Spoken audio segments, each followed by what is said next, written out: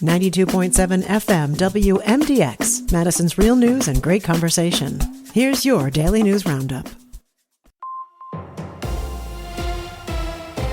For Civic Media News, I'm Connie Fellman. Madison police say a man in his 30s was shot and killed during an arrest yesterday, and the incident quickly sparked protests across the city. Officers say the man ran from them, fought with officers in the street, and pulled a knife, leading one officer to open fire after a taser failed. That officer was hurt during the struggle, and all officers involved are now on administrative leave. The police chief says it's too early to say if the force used was excessive. Protesters later took over a downtown concert stage, calling for accountability as outside investigators take over the case. After a brief spark of life in a decades-old cold case, Fond du Lac County Sheriff's deputies say searchers found no human remains after hours of digging at the former home of Bobby Joe Fritz. Bobby Joe was 5 years old when he disappeared from his Campbellsport home in 1983.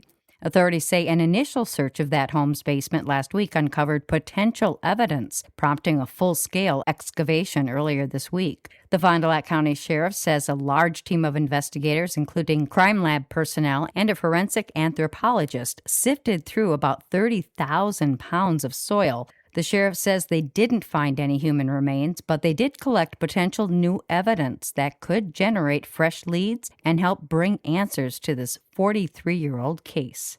Jurors in Sawyer County have come back with a verdict in the trial of a man accused of killing a woman inside her Stone Lake home. 42-year-old Carrie Elkin had been shot multiple times, with her body discovered by her estranged husband and a friend in April of 2021. Elkin's boyfriend, Manly McDermott, has now been found guilty of first-degree intentional homicide. He'll be sentenced at a later date. A Shawano area man was killed yesterday when his motorcycle crashed with a FedEx delivery truck in the town of Westcott. Shawano County Sheriff's deputies say the 39-year-old man crossed into an oncoming lane of traffic, hitting the FedEx truck head-on. The motorcyclist was not wearing a helmet. He was pronounced dead at the scene. Authorities say the driver of the FedEx truck is a 25-year-old Green Bay area man. Deputies say no other details, including the names of those involved, will be released at this time, as it remains an active investigation. A police shooting in Madison left a man dead and led to protests that moved from the scene to the city's main square last night. Police say the man tried to get away, then fought with officers and pulled a knife, injuring one officer before being shot. Only one of the four officers fired a weapon, and officials have not released the man's name. The State Justice Department is now investigating, and the district attorney will decide if charges are warranted. Madison police don't have body cameras. There's a new twist in the sickening salad parasite story. Civic Media's Melissa Kay has more on the cyclosporiasis outbreak.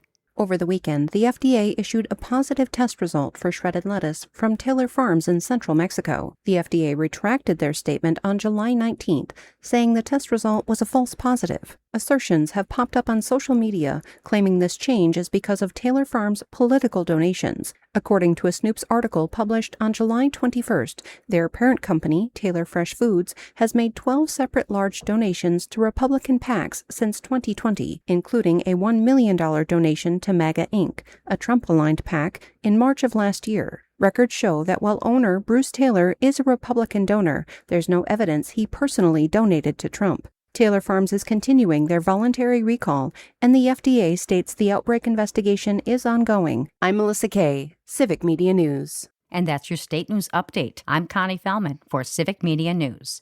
A big day for Ortiz. Hi, I'm Mike Clemens with sports. Baseball, the Brewers have tonight off after beating the Mets yesterday 4-3. A month ago, Joey Ortiz had the lowest batting average on the team. Yesterday, he had 3 hits and a walk to lead the way to a series win over New York. I feel like I'm confident enough to, go out and compete. And, I always feel like I'm able to be at this level and compete at this level. So I think the confidence is there. It's just about, taking it day by day and keep moving forward.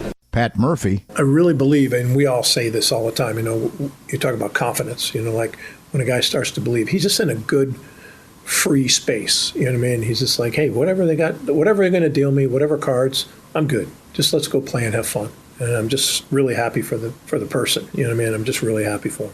That's Brewers manager Pat Murphy. From American Family Field, with sports, I'm Mike Clemens. It is going to be a sunny, nice, not humid day today. We'll get to the upper 70s to near 80 for a high this afternoon. Tonight, mostly clear. We'll drop down to the mid to upper 50s tomorrow. More sunshine with a high right around 80. I'm meteorologist Sean Cable. That's your Madison News Roundup from WMDX. Find more news anytime at WMDXradio.com. Subscribe to this podcast on Spotify, Apple, or wherever you find your podcasts.